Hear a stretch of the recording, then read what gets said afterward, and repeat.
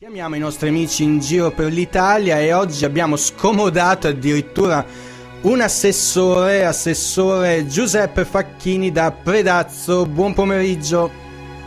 Buon pomeriggio Paolo e grazie per la chiamata. Beh, allora grazie a te, perché immagino che il lavoro ci sia ovviamente da assessore, però si trova sempre del tempo per parlare della propria città, del proprio paese ovviamente, e di una cittadina nello specifico, Predazzo, molto molto bella in Val di Fiemme, giusto? Esattamente, sì, Predazzo è proprio uno dei due centri più importanti della Val di Fiemme, insieme a Cavallese appunto, e diciamo siamo alle porte delle Dolomiti, perché poi superato Predazzo si entra in Val di Fassa e si entra proprio nel cuore di quello che è poi l'ambiente dolomitico. Ok, quindi avete montagne in ogni dove praticamente, davanti, siete in mezzo alle montagne, giusto? Ma diciamo che la posizione geografica di Predazzo è proprio molto felice a questo punto di vista, perché andando sia ad est, ovest, nord o sud si incontrano dei bellissimi massicci montuosi. Andando verso sud c'è tutta la catena del Lago Rai, andando verso est c'è tutta la zona delle Palle di San Martino, andando verso nord abbiamo tutta la Marmolada, tutti i massicci del Sela, del Pordoi, il cuore della Val di Fassa. Andando invece verso ovest abbiamo tutto il massiccio del Latte, il lago di Carretta e tutti aree molto molto vocate per il turismo. C'è un bisogno di tornare a riscoprire la natura, secondo me, è vero? Questo è verissimo, noi ce ne accorgiamo ogni anno di più, c'è sempre più gente che vuole vivere la propria vacanza a stretto contatto con la natura, non si accontentano del bel tramonto, della bella cartolina, vogliono proprio vivere, mettersi gli scarponcini ai piedi, farsi delle belle sudate per arrivare a vivere e percepire in pieno il valore dell'essere in montagna. Ecco, mi piace pensare che sia appunto una voglia di tornare alla natura e non la voglia di fare qualche foto per Instagram, ecco, che paesaggi attirano molti più like di un centro commerciale probabilmente, quindi magari sicuramente.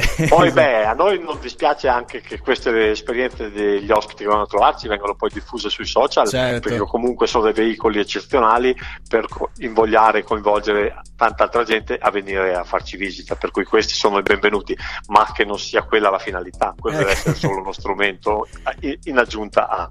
Esatto. Ma che tempo fa in questo momento lì? C'è neve, c'è sole, com'è? Ma allora, di neve non ce n'è tantissima, per la verità ormai siamo a metà marzo, però le piste sono ancora fantastiche. È tornato il freddo, per cui anche io ho avuto modo di andare a sciare ieri mattina e le piste erano ancora belle come lo erano a gennaio fino a metà febbraio, proprio perché c'è stato questo brusco calo delle temperature, e questo ci fa ben sperare anche per le prossime settimane, perché fino al 7 di aprile tutti gli impianti saranno aperti, per cui invito ancora a chi ha voglia di sfogarsi, fare le ultime sciate stagionali, le condizioni sono sicuramente ancora ottimali.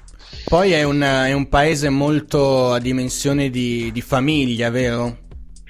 Certamente, difatti sia all'inverno ma soprattutto anche poi l'estate, Predazzo e l'intera Val di Fiemme sono gettonate dalle famiglie, e non a caso vengono poi proposte a questo tipo di turismo legato alla famiglia tante iniziative che vedono poi i bambini protagonisti in prima persona della loro vacanza, attraverso dei laboratori, attraverso dei giochi.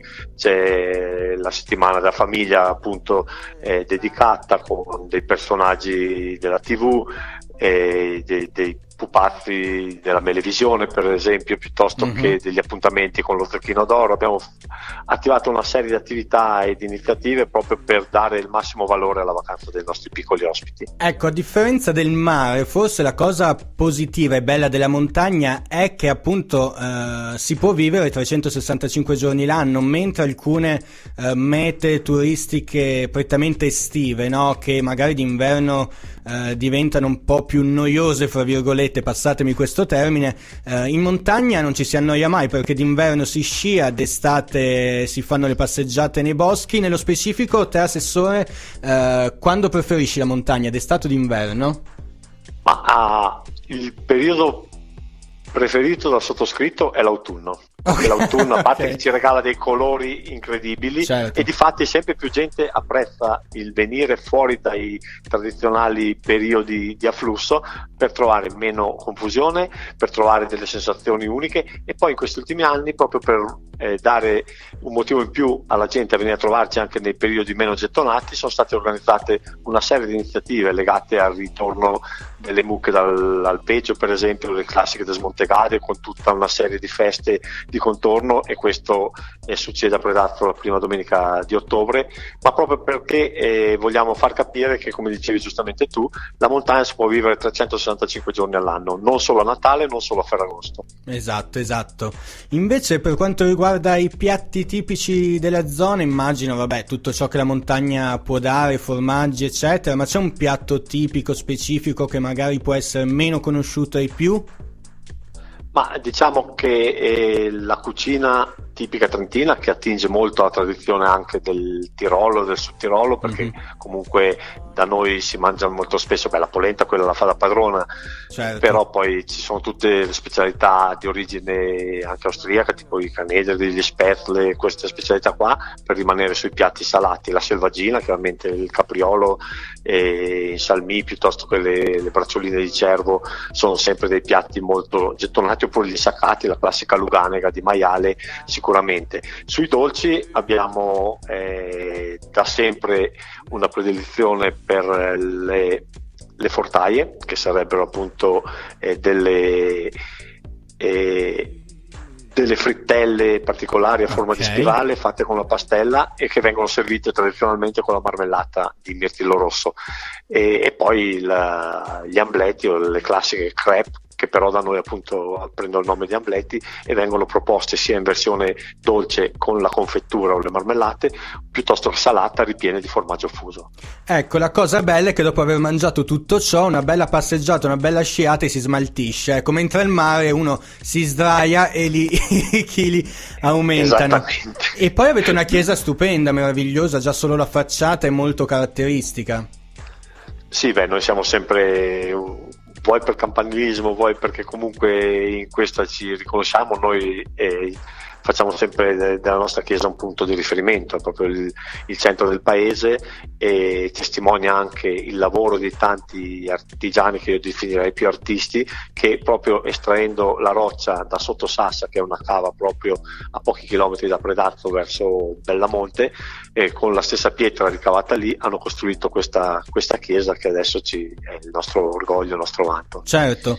Bellissima, e tra l'altro adesso metteremo sui nostri social anche la foto, così la possono vedere, e appunto, come dicevamo a inizio intervista, facciamo girare le immagini, #Predazzo, così la gente poi viene invogliata anche dalle immagini a venire lì da voi. Io Benissimo, ti sarà ringrazio, un piacere accoglierli. ci vediamo a Predazzo, quindi appuntamento lì, buona primavera, perché immagino che anche a primavera poi sarà meravigliosa la montagna. Il ritorno della vita nei boschi, sui monti, è sempre uno spettacolo. I fiori che tornano a colorare i nostri prati sono sempre benvenuti, come lo sono gli ospiti che hanno voglia di venire a farci visita. Ok, grazie all'assessore Giuseppe Facchini da Predazzo, e alla prossima, buon pomeriggio e grazie per essere stato Paolo, qui con grazie noi. a tutti gli ascoltatori. Grazie.